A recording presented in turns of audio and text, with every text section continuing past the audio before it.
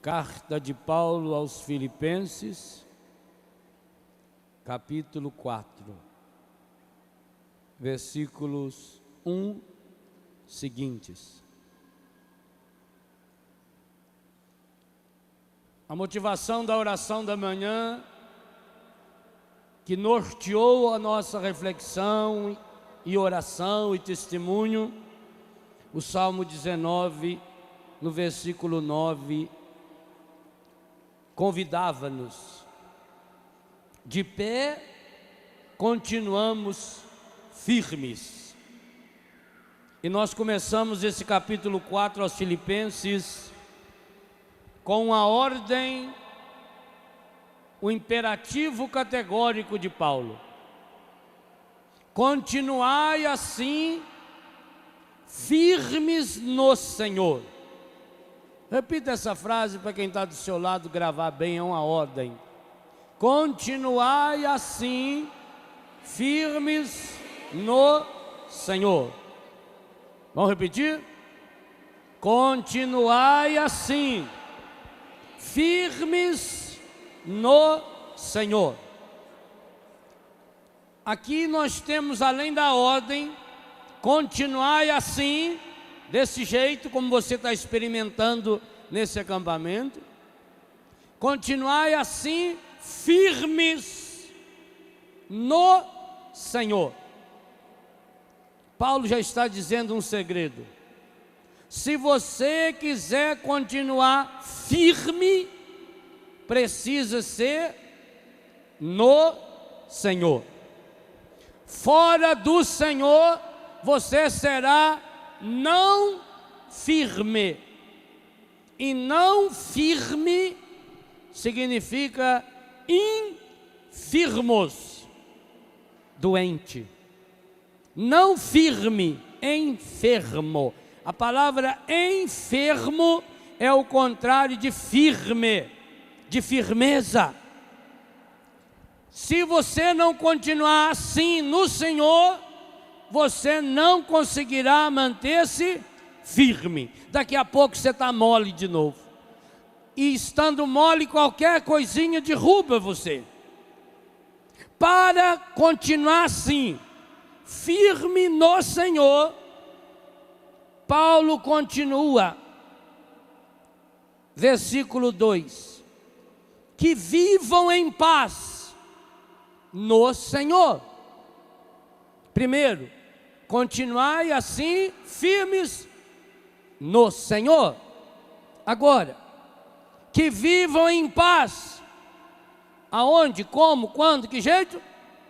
No Senhor. Versículo 4. Veja como emenda no assunto que o Senhor inspirou a manhã de hoje. Alegrai-vos sempre. Então, três coisas que você precisa manter-se no Senhor. Primeiro, continuai firme. Se você deseja ser essa pessoa sarada, essa pessoa curada, essa pessoa equilibrada, não firme, é a pessoa desequilibrada, é a pessoa que cai de um lado para o outro. Essa é uma palavra-chave na nossa vida. A palavra equilíbrio. A maior parte de nós aqui, a maioria dos nossos problemas foram provocados por um desequilíbrio. Foi um desequilíbrio emocional, foi um desequilíbrio físico, foi um desequilíbrio financeiro.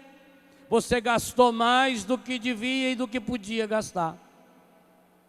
Você comeu mais do que devia ou que poderia comer. Você dormiu menos. Você acabou se transformando numa pessoa afetivamente desequilibrada, emocionalmente desequilibrada. Por quê? Porque foi buscar a sua segurança, a sua rocha, na alegria, na fraqueza com cara de força que o mundo nos ensina. Continuai assim, firmes no Senhor. Para viver em paz no Senhor, é preciso agora alegrar-se no Senhor. Veja, não é uma sugestão. Paulo não está dizendo, eu sugiro que vocês, em determinados momentos, procurem viver a alegria. Ele não está falando isso. Ele está dando uma ordem. Alegrai-vos quando? Quando? Sempre. Sempre é quando? É o tempo todo. Esse é o segredo do cristianismo. Esse é o segredo da alegria que brota dentro. Volta em tudo que nós meditamos nesse acampamento. As diferenças que fazíamos no domingo à tarde entre a euforia e a alegria. A euforia é toda a alegria que vem de fora para dentro, mesmo que seja uma alegria boa, é uma alegria passageira. Quando para aquilo que provoca em mim alegria, quando cessa de provocar em mim, então eu perco a paz, eu perco a alegria, eu perco a firmeza. 3 coisas que nós perdemos quando partimos para a euforia. Perdemos a firmeza, tornamos-nos umas pessoas molengas, fracas. Tornamos-nos umas pessoas machucadas, desequilibradas interiormente. E aí, é claro, perdemos a paz. Portanto, Paulo dá uma ordem. Alegrai-vos sempre. Sempre significa em todas as circunstâncias. É a mesma coisa que ele escreveu aos Tessalonicenses. Viveis sempre contentes. Orai sem cessar. Em todas as circunstâncias, dai graças. É o que ele escreveu aos Romanos, capítulo 12, versículos 11 e principalmente versículo 12. Sede alegres na esperança, pacientes na tribulação, perseverantes na oração. O que me impressiona, e eu já falei isso em outros acampamentos, em outros contextos, e também escrevi isso no livro Segredos para a Cura Interior. O que mais me impressiona nesse texto de Paulo é o contexto em que ele foi escrito. Essa carta aos Filipenses, 103 versículos, 4 capítulos.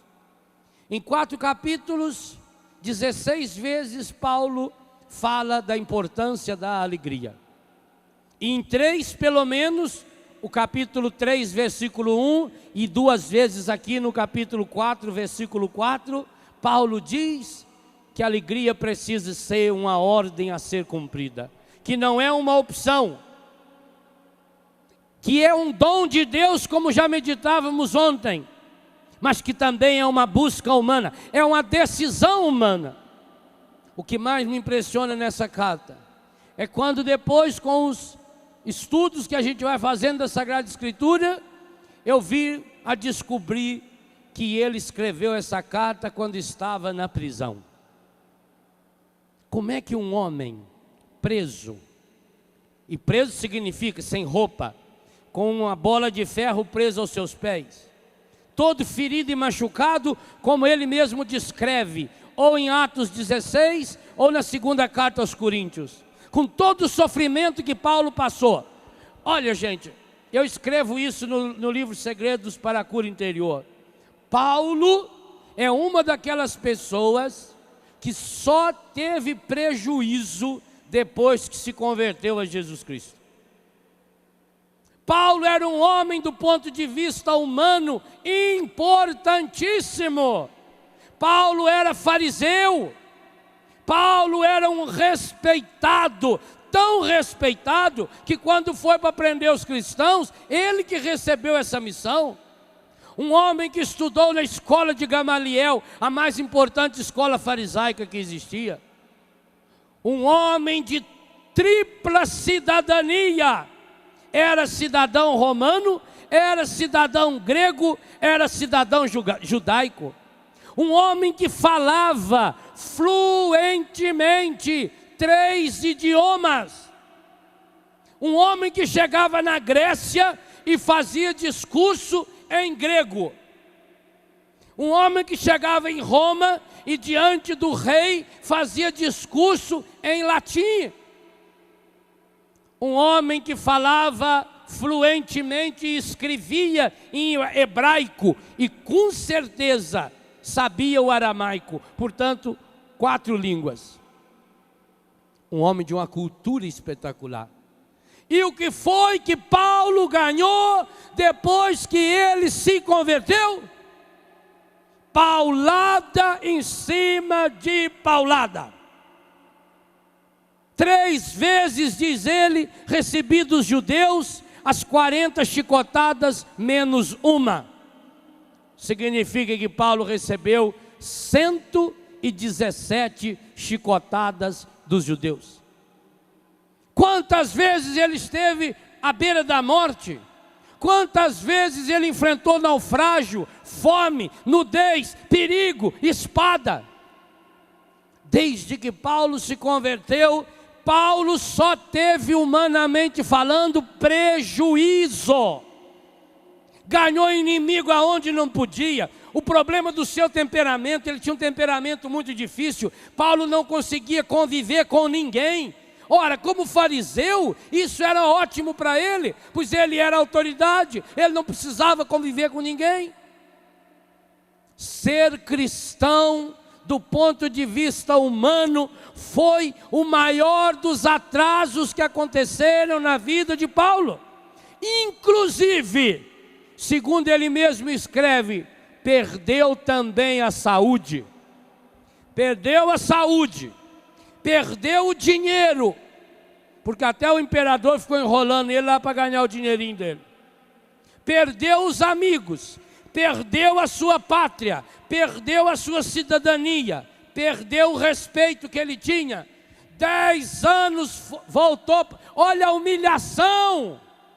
Um homem que era fariseu, um homem que era chefe de um exército, depois que se converteu, porque aí aconteceu um problema. Ao se converter, ele foi expulso do judaísmo. Imagine, era um traidor para os judeus. Um homem daquele gabarito, que agora começa a falar a favor dos cristãos, ele que tinha a missão de matar os cristãos.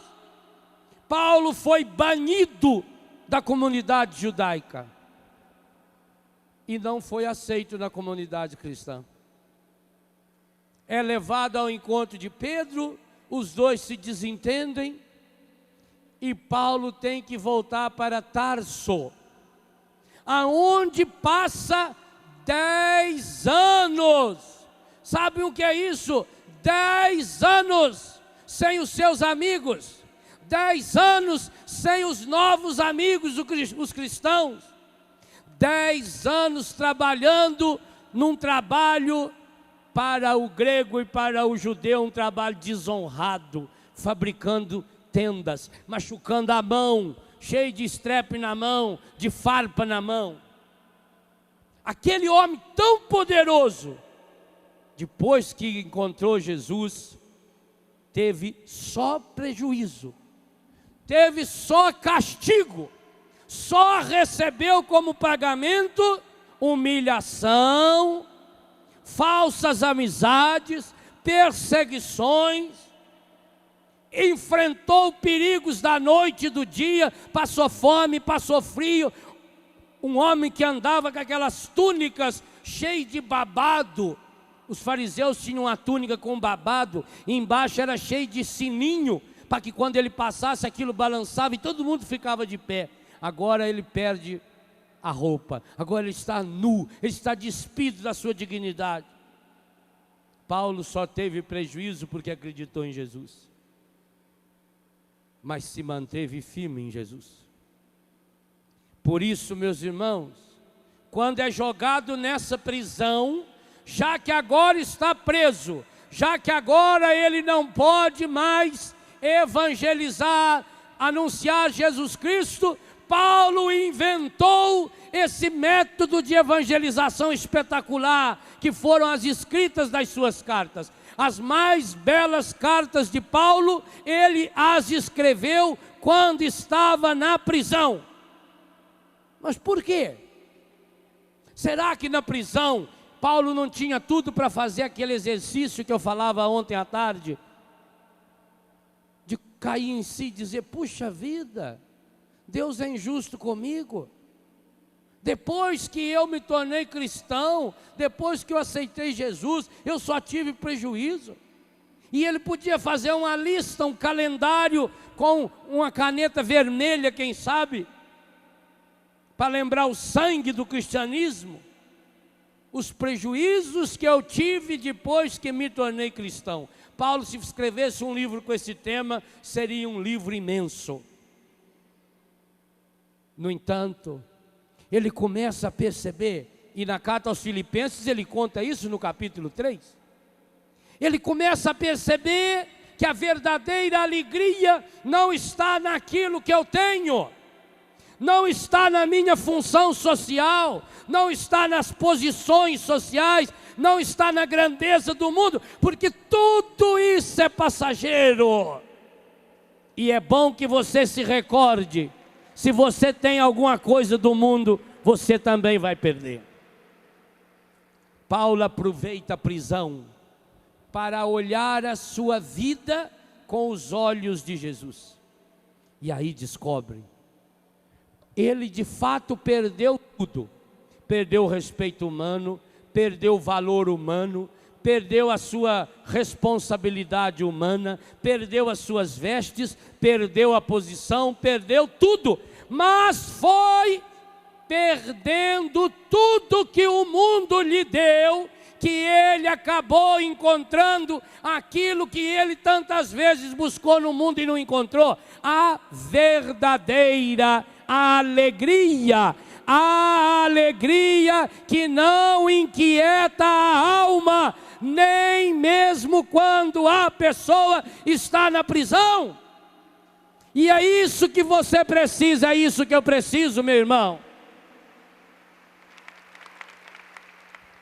Quantas pessoas hoje são ricas, mas não conseguem sair na rua? O carro tem que ser blindado, a casa tem que ter alarme para todo lado. Há ruas inteiras nas grandes cidades que são fechadas com guarda na porta, porque a qualquer momento alguém vem e pode me roubar. Alguém a qualquer momento pode vir e roubar o meu relógio, meu óculos, meu sapato, meu cinto. Se eu tiver dinheiro no bolso, alguém pode roubar a minha televisão, alguém pode roubar o meu carro, podem roubar tudo. Só não podem roubar a alegria que você cultivou depois que teve um encontro pessoal com Jesus Cristo. Isso ninguém rouba. E é isso que você está buscando. As falsas alegrias, as euforias que nos seduzem são chamarizes. Aliás, se a gente não aprender a perder, é capaz que a gente nunca vai encontrar a verdadeira alegria. Paulo na prisão, Paulo despido da sua dignidade humana, Paulo desrespeitado por todos, Paulo sem os amigos antigos e sem os novos, abandonado na prisão, e ele mesmo afirma isso: todos me abandonaram, todos. Ele cita o nome de 2 ou 3 que não abandonaram, o resto todos, inclusive a igreja primitiva. Não há nenhuma passagem no Evangelho que conta que Pedro, Tiago, João foram visitar Paulo na prisão. Não há nenhum texto do Evangelho que conta que os primeiros cristãos foram visitá-lo. Aliás, em 10 anos que ele viveu jogado em Tarso, trabalhando como fabricante de tendas, a única visita que ele recebeu foi 10 anos depois, a visita de Barnabé, primo de Marcos, que era discípulo de Pedro. E ainda foi buscá-lo para levá-lo depois para Antioquia, para ele pregar o evangelho. Paulo não recebeu visita de amigos. Paulo não recebeu atenção da igreja. Mas Paulo tinha algo que ninguém tirava dele. Tiraram tudo, tudo que ele tinha fora. Mas a alegria que ele tinha dentro, essa ninguém poderia e ninguém pôde tirar. Meus irmãos, há 5 anos atrás, o mundo ficou conhecendo um homem que pregou o retiro de Quaresma, para a sua santidade o Papa João Paulo II, junto com os bispos e cardeais do Vaticano. Esse homem faleceu 2 ou 3 anos depois. Vantuan, François Vantuan, depois cardeal, um bispo vietnamita, que com a guerra do Vietnã foi jogado numa prisão. E permaneceu nessa prisão com a roupa do corpo. A única coisa que ele tinha era a túnica que ele foi preso e o texto que estava no bolso dele. Nem um texto do evangelho ele tinha, nem um livro de rezar ele tinha. Injustamente preso.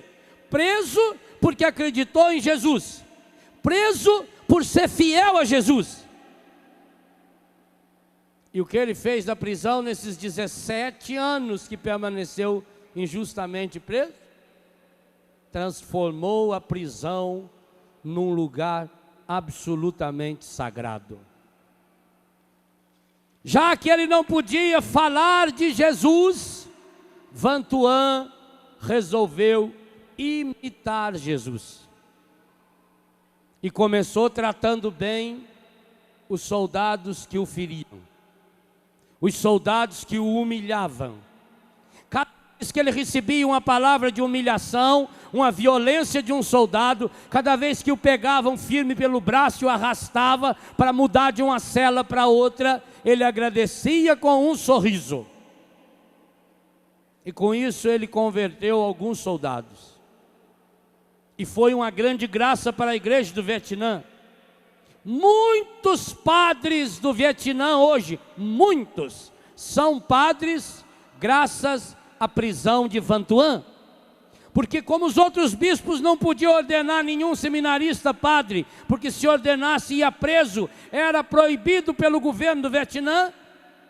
Logo, como Vantuan já estava preso, não tinha perigo de ser preso de novo.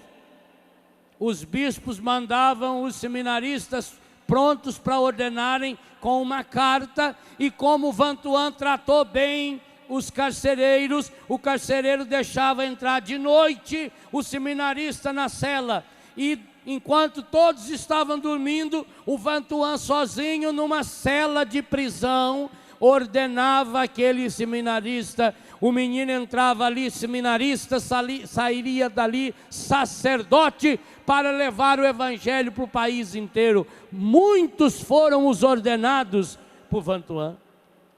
E porque ele tratou bem o guarda da noite, deixava que ele recebesse uma visita inofensiva. Era visita de um moleque, era visita de um menino. Mas esse menino não ia só visitar Vantuan, ele ia, levava escondido um pedaço de papel, porque a pobreza era muito grande e ele não tinha nem mesmo um caderno para escrever. O menino conseguia uns pedaços de papel, como se fosse papel de pão, e levava escondido no bolso. E lá Vantuan escrevia naquele papel aquilo que Deus tinha revelado para ele. As mensagens para a igreja, as mensagens de esperança. A palavra mais repetida no vocabulário de Vantuan é a palavra esperança. Tanto que o tema do retiro que ele fez ao Papa é Testemunhos da Esperança. E esse homem da prisão evangelizou o Vietnã, evangelizou os cristãos. E aliás, nos evangeliza hoje, porque graças a Deus os escritos da prisão de Vantuan se transformaram em livros, E hoje esses livros estão espalhados por pelo menos 50 países, 50 línguas diferentes no mundo. Estão lendo, os cristãos do mundo estão lendo aquilo que Deus inspirou para ele na prisão. Ele não podia celebrar a missa. Sabe como ele celebrava a missa? Com as migalhas de pão que deixavam ficar com ele, migalhas, na palma da mão, com um conta-gotas, que ele conseguia uma gota de vinho, escondido. Assim vocês imaginem essa cena, um bispo, depois cardeal da igreja, celebrando a Eucaristia, na palma da mão, correndo o risco de ser assassinado por isso, pingando uma gota de vinho, que era a única coisa que ele tinha, mas se alimentava do corpo, sangue, alma e divindade de nosso Senhor Jesus Cristo. E você, meu irmão? E você, minha irmã? Por que será que você não tem a verdadeira alegria ainda? Por que será que você está cada dia mais emburrado, nervoso, reclamando de tudo e de todos? Por que será que você diz, Deus não me escuta? Ele não escuta mesmo. Porque quantas vezes você bastaria atravessar a rua e do outro lado tinha a celebração da Eucaristia e você inventou 1 milhão de motivos para não ir à missa? Porque você ainda não descobriu a firmeza no Senhor. Porque você ainda, me desculpe a honestidade, você ainda não encontrou a alegria do Senhor. A alegria do Senhor é a nossa força. É por isso que, infelizmente, quantos de nós somos fracos demais, não nos mantemos firmes no Senhor. Perdemos a paz com qualquer coisinha, qualquer coisa nos rouba a alegria. Aqui está uma alegria que nem o demônio consegue tirar. Essa alegria que brota do coração, essa, meus irmãos, essa o demônio não entra. Porque é um dogma da fé católica, que no seu coração o demônio não entra. O catecismo da Igreja Católica afirma que o seu coração é um núcleo, eu vou usar a palavra do catecismo, é um núcleo secretíssimo, sacrário, inviolável. Dentro do seu coração o demônio não entra, inclusive Deus o livre e guarde. Se você um dia for numa sessão dessas religiões que oferecem-se ao demônio, mesmo que você conscientemente fosse num lugar desse, Deus o livre e guarde, e ali oferecesse a sua vida ao demônio, ainda assim, o seu coração continuaria sendo sacrário, inviolável. Eu queria que hoje você descobrisse a fonte da verdadeira alegria. E a primeira grande fonte da alegria é essa: no meu coração o demônio não entra. No meu coração, pode repetir comigo e aplaudir se quiser. No meu coração o demônio não entra.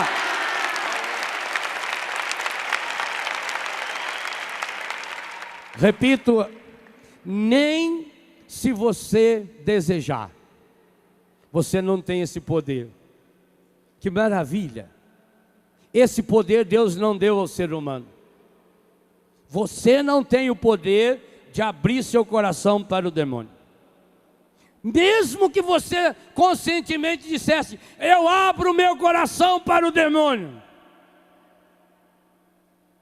Aí, aquilo que Jó escreve, ou o autor de Jó escreve no capítulo 38 de Jó: até o jumento dá risada de você.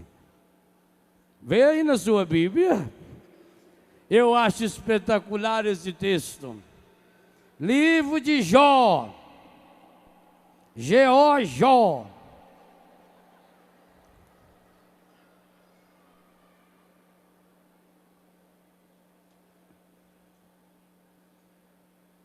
Como diz na Bahia, livro do profeta Jó.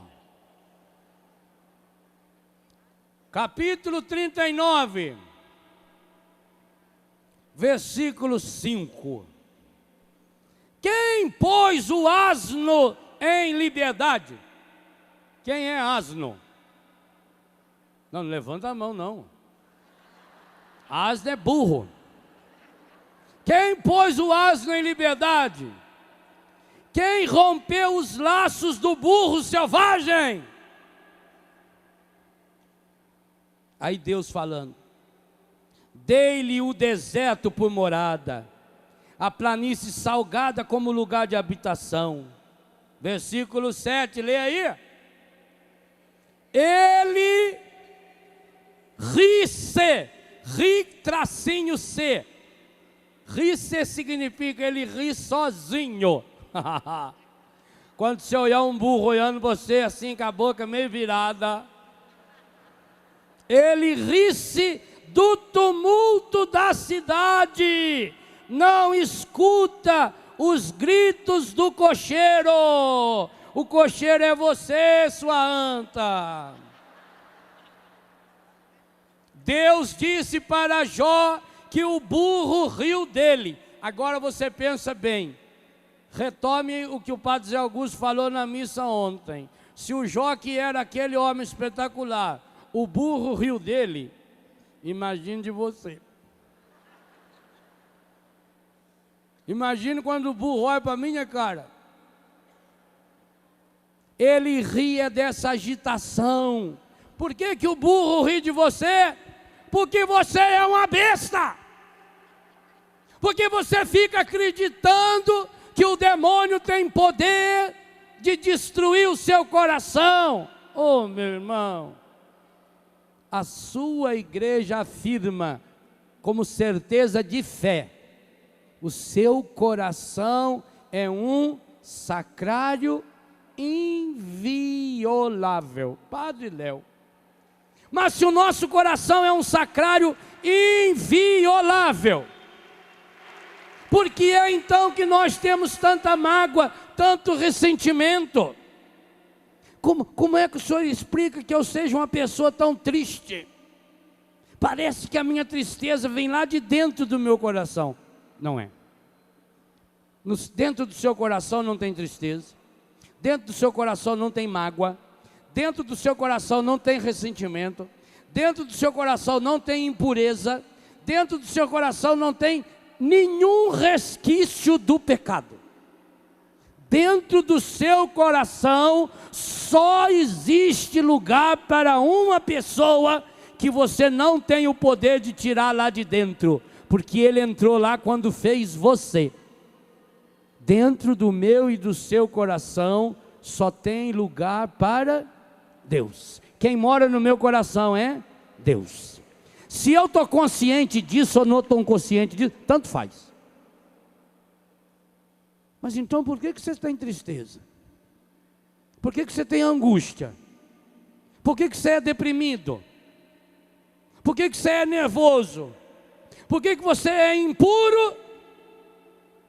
Porque não podendo entrar dentro do meu coração, não podendo entrar dentro do seu coração, o que o encardido faz?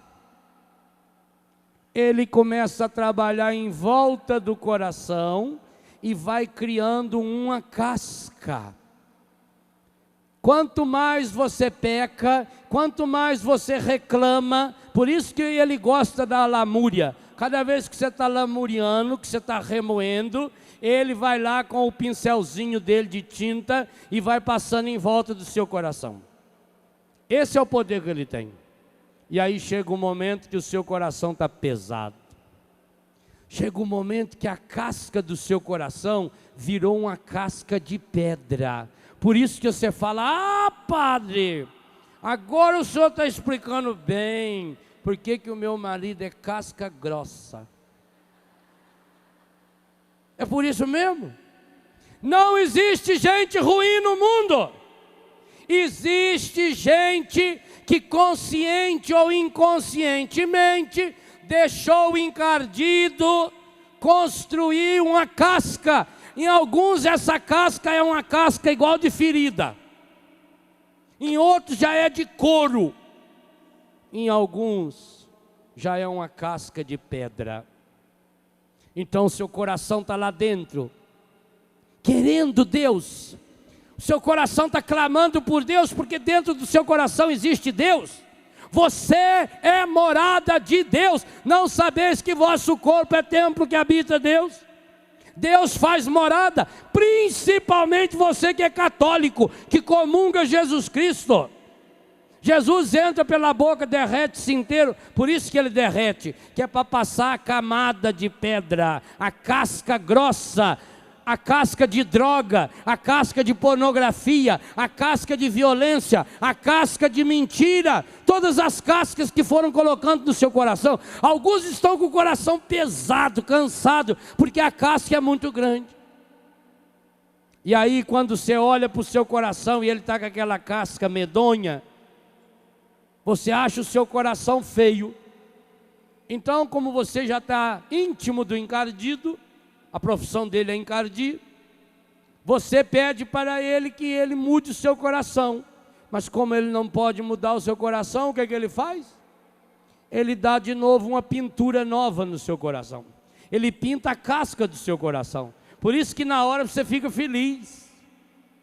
Sabe aquela casa pintada, bonita, você chega novinha, aquele cheiro de tinta. Só não sabe que aquela tinta ela é guache. Primeira chuvinha, se alguém espirrar perto de você, a tinta já sai.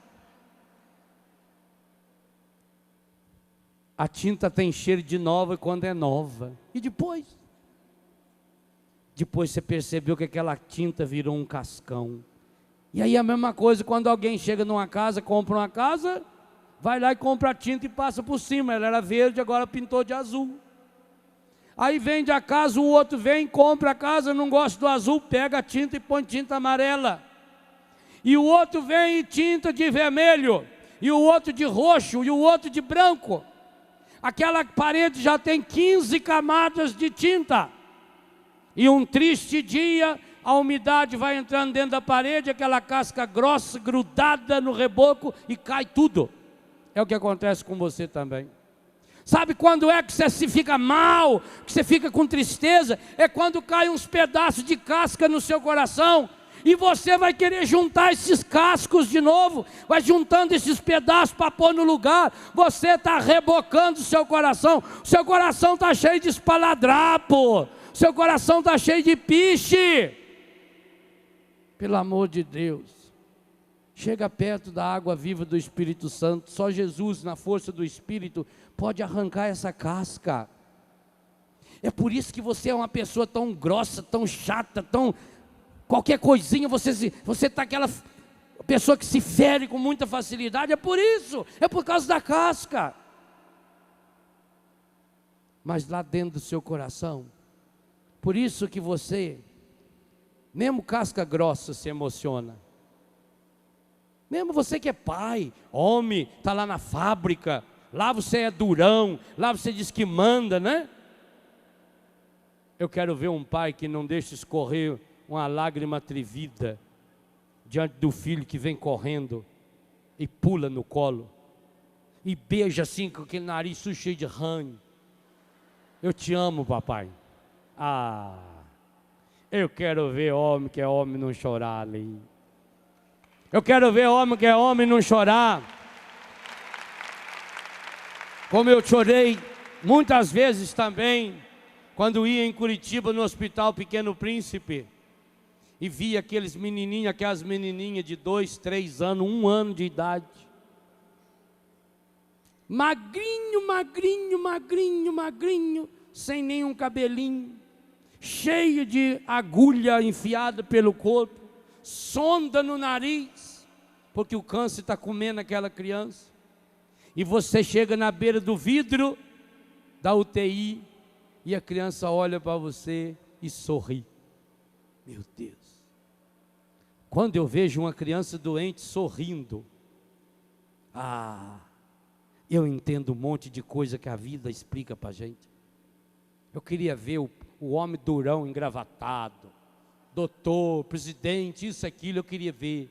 Eu queria ver ele chegar na beira de um berço desse, do filho dele, e falar: não, isso aí não é nada, não, isso aí logo passa. Não, sabe por que você chora? Porque você é humano. Você chora porque o encardido conseguiu fazer a casca. Ele já fez de fato em você uma casca dura. Você já é um casca dura. Isso não tem dúvida. E eu não posso mentir para você. De fato, você é insuportavelmente casca dura. Diga para quem está do seu lado: casca dura. Cascão. Cascuda. Você é casca dura.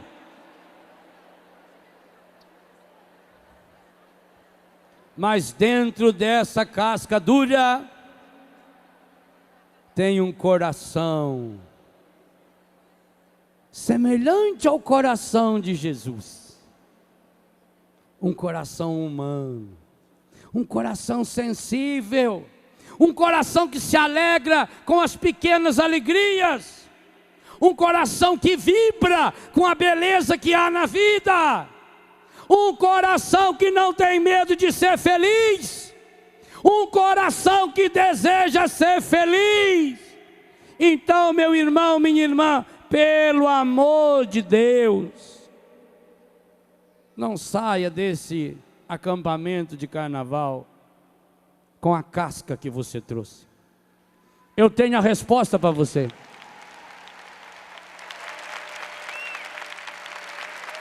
Ah, padre, mas minha fé é muito pequena e a casca do meu coração é muito dura. Já fazem muitos anos que eu sou assim, desde pequeno. Quando eu era moleque eu já era assim. Eu já era irritado, eu já era nervoso, eu já era impuro, eu já bulia nas coisas, eu já apanhava. Minha mãe já dizia que eu não prestava, que eu puxei para minha avó. Eu já sou assim faz muitos anos. O meu coração é uma pedra dura e a minha fé é muito pequena. É água mole em pedra dura. Então, querido, leve o seu coração casca dura para debaixo do coração mole, manso, humilde, sereno de Jesus. E Ele vai derramar água viva. Mas aí tem uma coisa fundamental. Se você não chegar perto de Jesus, Ele não pode fazer nada. Porque Ele diz: eu estou à porta e bato, se você abrir eu entro. Ele se colocou para mim e para você como aquele único que pode sarar as feridas do nosso coração. Mas nem Jesus, grave bem o que eu vou falar, nem Jesus pode mudar o seu coração de fora para dentro. Nem Jesus, nem Deus. É preciso que você abra uma portazinha, porque aí Ele derrama lá dentro a gota viva do Espírito Santo. E o Espírito Santo fecunda o seu coração. Esse é o trabalho do Espírito Santo. E quando você deixa o Espírito Santo fecundar o seu coração, Ele começa a transformar o seu coração. Essa é a grande obra do Espírito Santo. Por isso que a alegria verdadeira só pode vir do Senhor. Por isso que cada vez que você for buscar a alegria que o mundo oferece, será uma alegria momentânea, será uma alegria instantânea, será uma alegria daquela hora, mas depois vai passar, e seria uma pena tão grande. Você que veio de tão longe, seria uma pena tão grande. Você que já tem uma certa idade, seria uma pena tão grande. Você que está doente, voltar para casa com a casca do seu coração pintada, bonita, cheio de retratinho, cheio de brilho, mas casca. E lá dentro seu coração vai continuar batendo e dizendo: eu quero amor, Sabe o que seu coração pede para você dia e noite? Eu quero amor. Tudo que eu faço é para ganhar amor. Eu não estou falando de você jovem, não. Eu estou falando de você que tem 80 anos de idade. A única coisa que você precisa é amor, meu irmão. Isso que você está buscando. Sabe quando você pega dinheiro e paga uma prostituta e vai se relacionar com ela?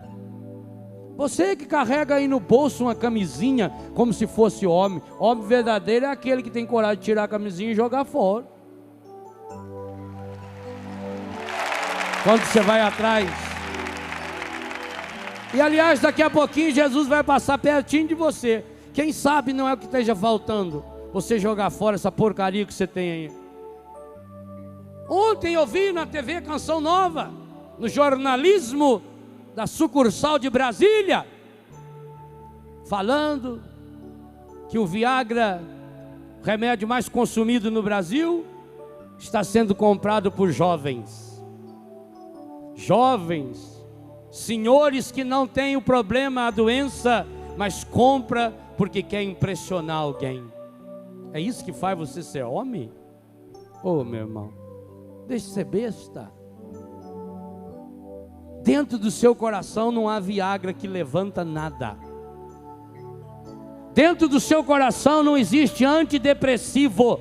Os antidepressivos não entram a casca, não atravessa a casca do seu coração. A droga não atravessa a casca do seu coração. É por isso que mesmo quando você está drogado, você está chapado, você está bêbado. Aliás, você já notou nos botecos, passa de vez em quando nos bares, senta lá um pouco. Você nunca viu na vida tanto homem chorando.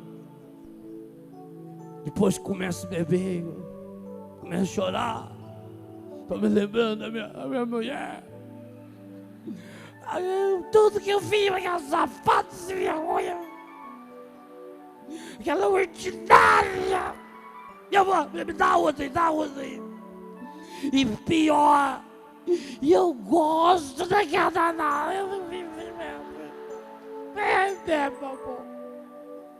É por isso que o cara, quando está bêbado, ele chora, porque aí ele esquece da casca. É por isso que o jovem drogado vai para a zona e ele não vai lá para se relacionar sexualmente. Muitos deles vão para a zona para chorar no colo de uma prostituta. Aonde você está buscando preencher os vazios? Não adianta. Por isso que você já descobriu que você não é ruim. Você já notou como você não é ruim? Como dentro de você, você tem umas emoções que às vezes você nem entende. Oh, meu Deus. Às vezes você quer ter vergonha das emoções que você tem. Por quê? Porque o encardido não conseguiu sujar lá dentro do seu coração. Ele sujou a casca. E ele fica divertindo-se com você, sujando cada dia casca. Cada dia ele lhe dá uma casca nova. Eu quero convidar você hoje, meu filho, minha filha, meu irmão, minha irmã. Quebre a casca do seu coração, em nome de nosso Senhor Jesus Cristo. Faça hoje a experiência de um mergulho. Hoje eu não volto para minha casa com a casca desse coração. Porque é claro, a casca, você sabe, ela protege. É por isso que quando a gente machuca o braço, logo forma uma casca, porque protege. Mas aí quando chega lá na hora do curativo, tem que ir colocando aquela água oxigenada e limpando a casca. Quando machuca imediatamente, até deve colocar uma proteção apropriada, depois tem que tirar. Há determinados tipos de ferimento, por exemplo, que não pode pôr nem proteção. Por exemplo, mordida de cachorro, tem que deixar o corte aberto, dar os pontos, se for o caso, senão nem ponto pode dar, porque a sujeira tem que sair. Assim acontece com a casca do seu coração. Na hora é uma delícia. Na hora você não sente mais dor. Na hora o seu coração está protegido, está revestido. Mas aí você vai deixando naquelas camadas de casca que vão ficando. Ali vai ficando a mágoa. A outra camada guarda o ressentimento. Preste atenção no que eu estou explicando a você, que é importante. A mágoa, o ressentimento, o ódio, a impureza, a pornografia, a violência, a prostituição, o espírito de desregramento sexual, não estão dentro do seu coração. Eles não entram lá dentro. Nunca mais fale, eu tenho um coração sujo, porque aí você ofende a Deus. Eles ficam na casca. Acontece que você, quando olha para uma laranja, para uma árvore, você vê a casca. Eles ficam na casca. Então o que tem em volta do seu coração? Uma casca de ódio. A casca de ódio acaba ajudando a fazer uma casca de mágoa. A casca de mágoa ajuda a criar uma casca de ressentimento. A casca de ressentimento ajuda você a criar uma casca de inferioridade. A casca da inferioridade ajuda você a criar a casca da indignidade. Aí você fica ruminando tudo isso, ruminando. Aí vem a casca do remorso. E no meio dessas cascas vão se instalando os ovinhos que o encardido põe na casca do seu coração. Ele põe aí o ovinho da maldade, e você choca a maldade. Ele põe aí o ovinho da impureza, e você alimenta a impureza. Ele põe ali o ovinho da tristeza, e você alimenta a tristeza. Ele coloca o ovinho da angústia, e você faz a angústia crescer, faz ela se reproduzir dentro de você, e você vai se tornando, a casca do seu coração se transformou num ninho de mágoa, de ódio, de ressentimento, de impureza, de nervosismo, e você vai se tornando essa pessoa mole. Hoje você recebeu uma ordem: alegrai-vos no Senhor, sempre. Como? Deixando que o Espírito Santo, derramado sobre o seu coração, vai, primeiro, 3 coisas que o Espírito Santo precisa fazer. Por isso que você não pode parar de rezar. Primeiro, o Espírito Santo vai umedecer o seu coração. Por isso ele vai trazer alegria. Umedecer vem de humor, líquido. Vai humorar o seu coração. Por isso que o coração pesado, você fica mal-humorado. Os líquidos, os humores estão desequilibrados. Então a primeira coisa que o Espírito Santo faz, a água viva do Espírito Santo molha o seu coração, amolece o seu coração, umedece o seu coração, e você já sente aquela brisa suave, como se fosse um orvalho caindo. Deixando essa brisa, insistindo na oração, o Espírito Santo, depois que umedeceu a casca, na primeira brechazinha que você der, Jesus diz: eu estou à porta e bato. Primeira abertura que você der na casca, não precisa arrancar a casca não, deixa que o Espírito Santo faz isso, porque ao menos não dói. Não tenta você sozinho tirar a casca. Quando a gente tira a casca, a gente acaba machucando. Você não tem poder de tirar a casca do seu coração não, para de ser besta. Só o Espírito Santo pode. E como é que ele tira a casca? Quando ele acha o fiozinho, a abertura da casca, ele já imediatamente fecunda o seu coração. E ao fecundar o seu coração, ele vai envolvendo. Agora, aquela brisa suave que você tinha em volta do coração, agora você passa a sentir dentro do coração. E aí é o lugar importante, porque é de dentro do seu coração que brota a verdadeira oração. Jesus diz que o Pai não ouve oração que é feita com a boca, mas que o coração não repercute. Esse povo me louva com os lábios, mas o seu coração está longe de mim. Então quando o Espírito Santo, aquela água entra dentro do seu coração, aí cria uma sintonia. Eu ainda tenho uma lagoa na minha casa que eu fiz, era um brejo. 45 dias de máquina para fazer aquela lagoa, 6 meses para pagar a máquina. E acontece que depois da lagoa pronta, 12 mil peixes lá dentro. A beirada da lagoa começou a desbarrancar. E nós fomos lá e enfiamos estaca. Não adiantava nada. Jogava pedra. Contratava o caminhão, vinha com um barro, jogava de novo, passava um pouco. A beirada larga, passa um caminhão na beira da lagoa, desbarrancando. Eu não sabia o que fazia. Os meus amigos de engenheiro não sabiam o que fazer.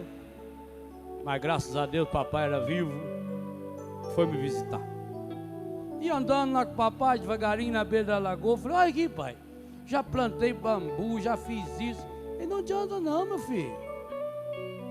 Enquanto você não desviar esse corguinho que passa aí do lado, isso aqui vai desbarrancar. Desvia o corgo, joga esse corgo, olha, aquela beirada lá, aquela grota, joga o corgo lá. Falei: papai, mas por que eu tenho que tirar o corgo daqui? Água procura água. E eu tirei o corgo. Hoje quem for na minha casa vê que a beirada da lagoa minha tem ardósia colocada. Nunca mais desbarrancou. Sabedoria do Quinzinho Pereira, que depois da manhã faz um ano que ele está no céu. Papai, água procura água. Olha o que o Espírito Santo faz. Ele quer achar uma brechazinha no seu coração para fecundar o seu coração com a água viva, porque aí a água procura água, a água de dentro do seu coração vai procurar a água viva de fora do seu coração, e essa água viva é Deus. E então acontece a terceira etapa que o Flavinho nos ensinou a rezar. Vem a transformação. A água viva fecunda e depois transforma o seu coração. Oh, meu irmão, minha irmã, entenda agora porque na oração da manhã e na pregação hoje você foi convidado a atravessar o Mar Vermelho. Não era aquele lá não, era esse aqui. A casca que precisa quebrar. E não pense que Deus quer de você que você fique fazendo jejum, penitência o resto da sua vida. Não, basta 1 milésimo de segundo. Quando Jesus Cristo estava na cruz, Dimas, o ladrão do lado, virou para ele, e quando viu o coração de Jesus exposto, virou para Jesus e abriu a casca e falou: Senhor, lembra-te de mim quando estiver no seu reino. E na mesma hora Jesus falou: hoje estarás comigo no paraíso. Só depende que você tenha coragem de fazer essa oração. Mas eu sei que sozinho você não consegue. Eu também não. Então peça. Vem, ó água viva, ó água pura, fecundar meu coração. Vem, ó água viva, ó água pura, transformar meu coração.